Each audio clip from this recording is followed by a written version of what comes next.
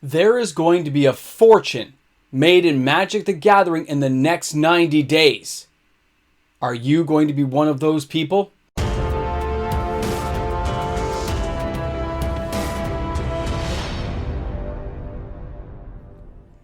We are coming up to one of those moments in Magic history where fortunes are going to be made and fortunes are going to be lost.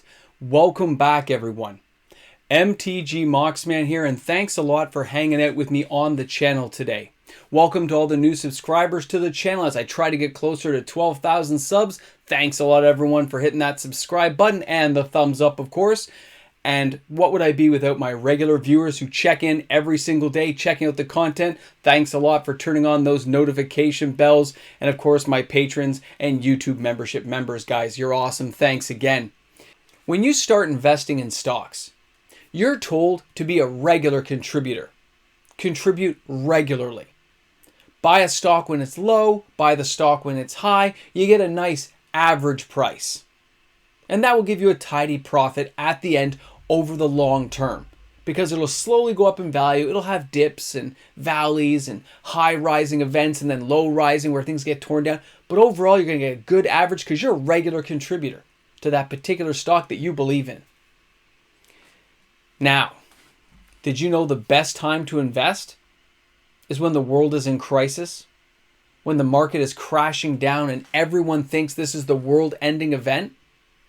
Because the market noise around you is telling you to do it? I'll tell you right now, if you happen to own higher-end reserve list cards and you've paid for them, you already own them outright, I do not recommend selling no matter how bad things look like they're getting. You hold the line, you hold your cards. It is not a loss until you sell the card at a loss. Just like stocks, it can go to zero. Yeah, you could lose everything, but if you already paid for it, you might as well take the ride down because it could come back stronger than ever before. Look at the history and decide for yourself, but you bought those cards for a reason. Now, let's jump to this crisis event that could happen. Hasn't happened yet.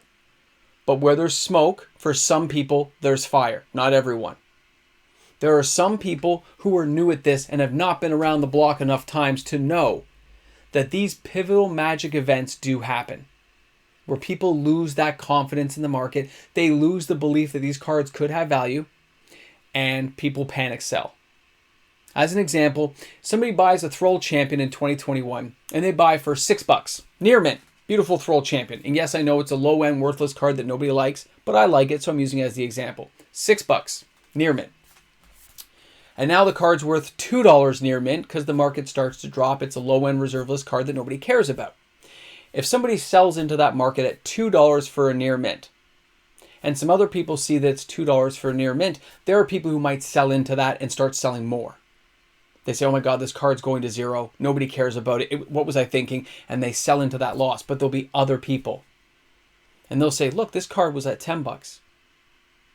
Now it's like $1. It's 50 cents for near mint. And they'll start buying those cards up. And they won't buy giant allotments. They'll start picking 1 or 2 a day. But they do it all the time across a whole varying cards. And they are building up the assets of losses you just gave them.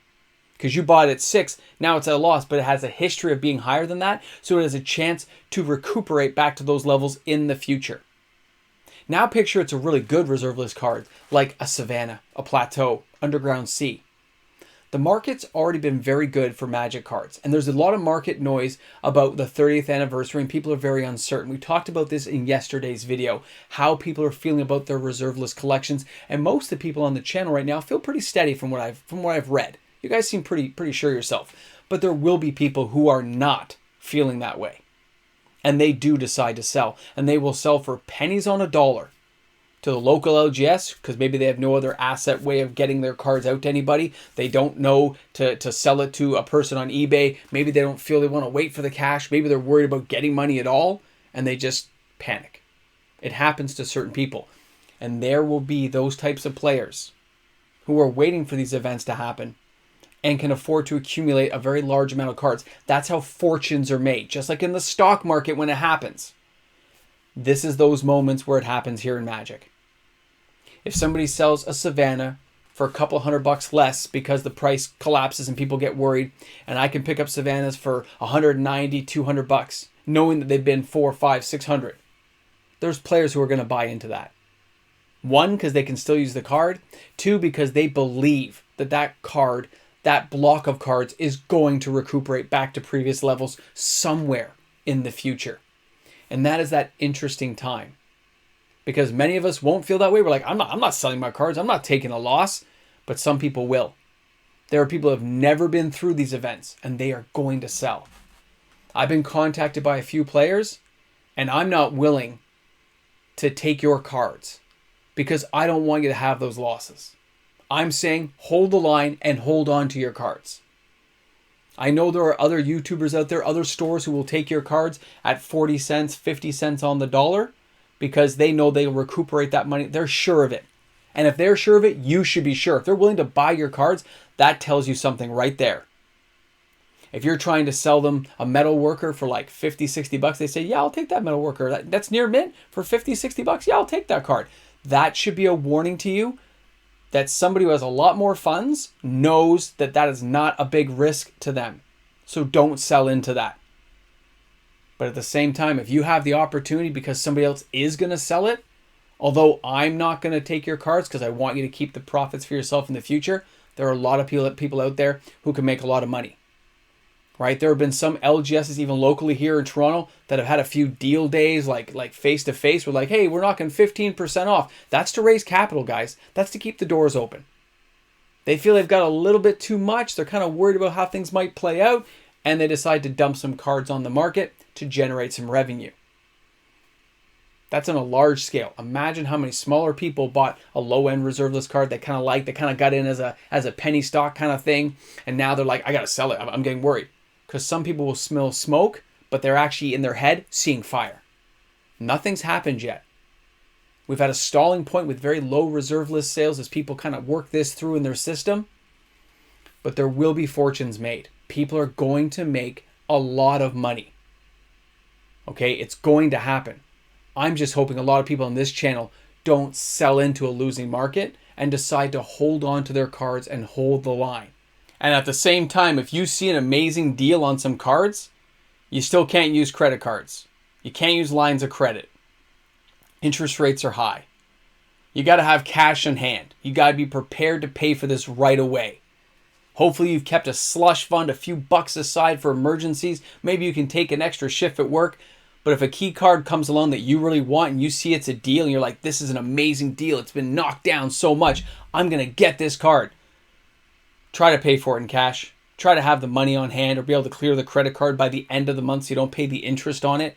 Don't do anything crazy because there will be some people who panic sell and you may have the opportunity to buy up their losses. It can be very tempting to get in debt on a credit card or a line of credit. Don't do it.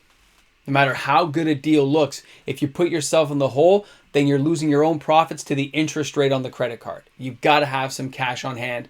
You got to have a slush fund.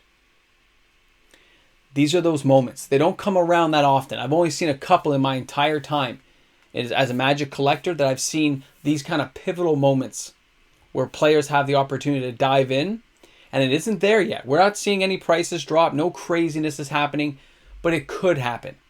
So if it can happen, it is best to get prepared. I myself am like holding on everything.